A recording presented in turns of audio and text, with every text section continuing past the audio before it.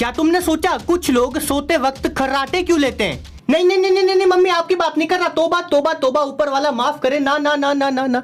देखो, नॉर्मली जब हम सांस लेते हैं तो हवा हमारी नाक या मुंह से होते हुए गले तक जाती है और फिर विंड पाइप से होते हुए छाती तक जाती है। अब होता क्या है कि जब हम जगे होते हैं तब हमारे शरीर का हर एक मसल अच्छे से काम कर रहा होता है, कोई भी रिलैक्स कंडीशन में नहीं होता। पर जब हम सोते हैं तब हमारे मसल रिलैक्स हो जाते हैं, मतलब गले के भी मसल रिलैक्स होंगे। इसकी वजह से जहाँ से हवा जाती है वो जगह थोड़ी सिकुड़ जाएगी। अब होगा ये कि जब हवा अंदर आएगी तो वो जगह कम होने की वजह से यहाँ प्रेशर बनाएगी और प्रेशर की वजह से ये रिलैक्स मसल धुड़ धुड़ वाइब्रेट होने लगेंगे और बस जनरेटर चालू। मम्मी